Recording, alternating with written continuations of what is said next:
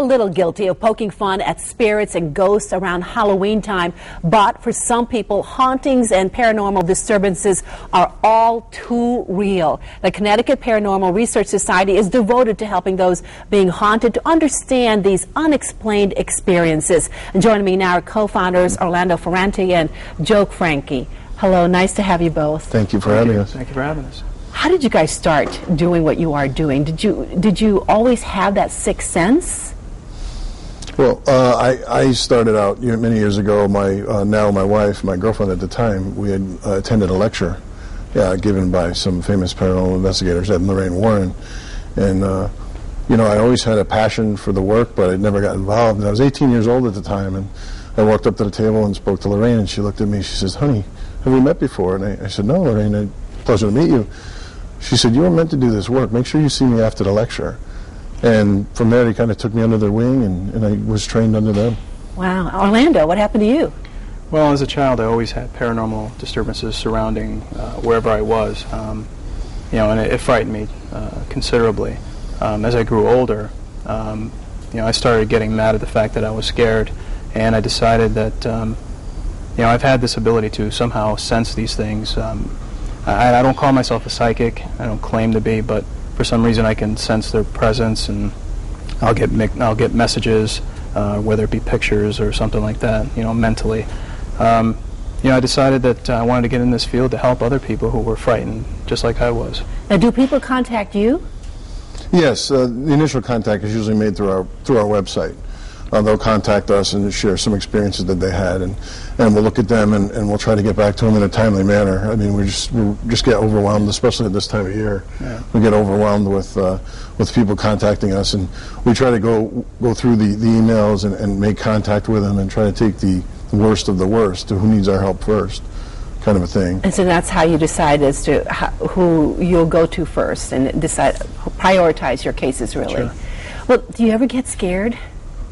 Not really. I mean, I've gotten past that. When I was younger, I was terrified of it. But, now it's more curiosity, just trying to find and explain the unknown. Yeah, I mean, we respect the work. We're very apprehensive because each case is different. Absolutely. We never know what we're getting ourselves into, and you always want to be prepared. But I wouldn't say frightened. Yeah. Let's take a look at some of the pictures that you've Sure. brought along. And the first picture, what are we looking at there? Well, we usually talk about this at our lectures, and we usually ask the audience if they believe that spirits or animals have spirits. And what we think we have here is actually the spirits of 3 dogs. I don't know if you can see them, but there's one dog in the back. His body's facing east, his head's turned towards the camera. And then there's another dog, the face of the dog is kind of blown up closer to the camera. You can see the 2 eyes, the snout.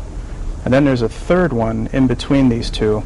And I'm sorry I can't really point it out, but it looks like the face of a terrier. I see that. And what were the homeowners concerned about?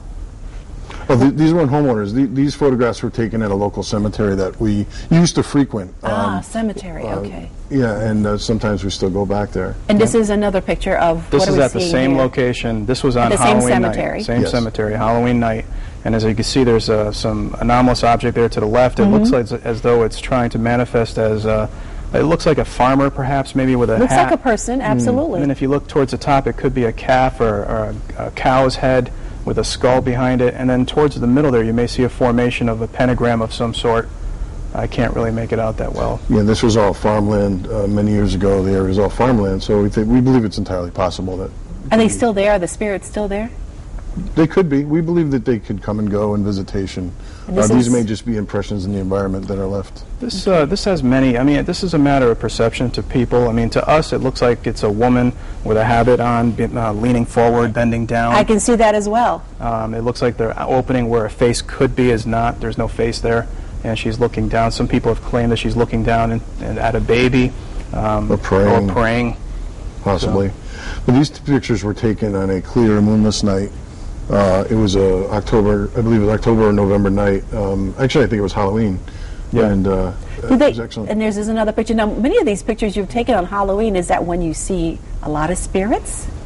Well, yes and no. I think there's some correlation to this particular location and some people that were buried there and the date. We learned later that there was a particular person who had family members who were born on Halloween, and that happens to be my birthday as well.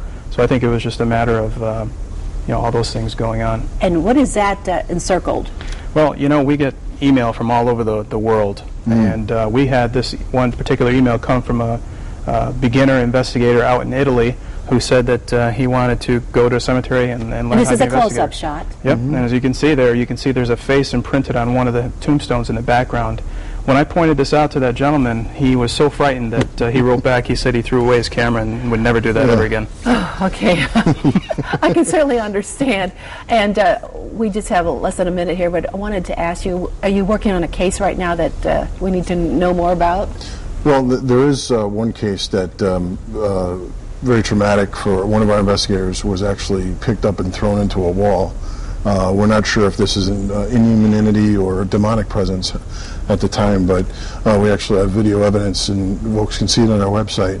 But our investigator was picked up, thrown against the wall, and then we have some energy leaving a crib, like an anonymous object. We're not even sure what it is. There's a lot of growling that was recorded as well during it. was a very chaotic scene. Oh my. You can check it out on our website. Fascinating subject. Again, if you want more information on the Connecticut Paranormal Research Society, all you have to do is come to our website. Thank you both, Joe and Thank you so much for Orlando, having for us. being here.